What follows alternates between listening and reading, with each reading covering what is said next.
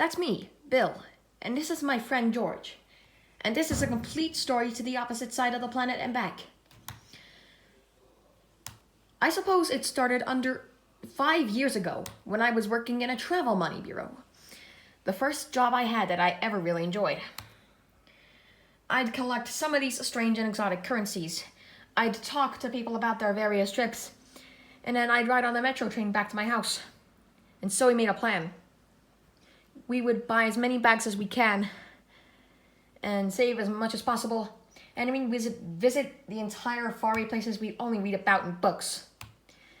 The day that followed was a truly uninspiring one. Have you heard the song Dark Horse by Katy Perry featuring Juicy J? Well, that was my life. It seemed that I never did any more than work.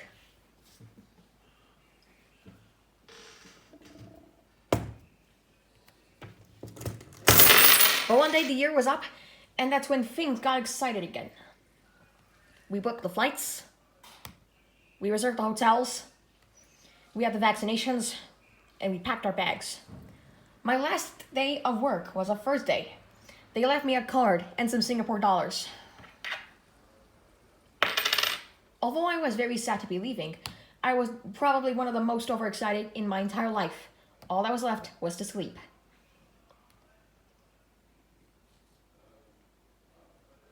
We left the John F. Kennedy Airport at 10:03 a.m. on one of those Dreamliner planes, and we had a 24-hour flight ahead of us. It wasn't before long until we landed in the beating heart of the countries of the entire of Asia, Singapore.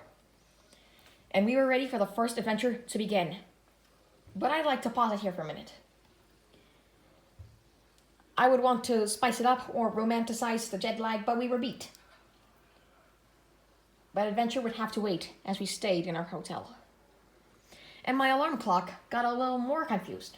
So yeah, I'll pretend that never actually happened. Let's start all over again with day 2. So this is the Gardens of the Bay. Or should I say the Gardens by the Bay, if you get me right. And this is their famous Supertree outpost. And this is their aerial view. And that their biggest Supertree has a restaurant. And it has the flower dome, where you can see different kinds of plants from everywhere in the world. And the biggest pumpkins of the world. And you can also find a giant made out of vegetables. And there's also the cloud forest, which has a lot of jungle life and the biggest indoor waterfall. And then there's the OCBC Skyway. You should walk on it. I literally think it's fun for you. What I'm considering is that George would take a million photos of himself given the chance.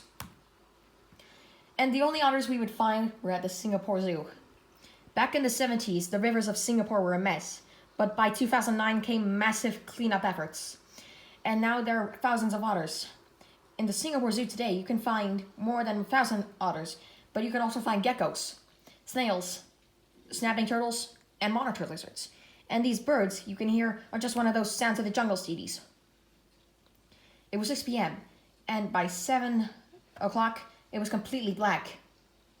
And by 7:45 something magical happens. A light show sparkles every single super tree in the area, something out of a fairy tale. But as we walked straight to our hotel, it was nothing that we would romanticize out there. And that's good as it gets for our first impressions of Singapore.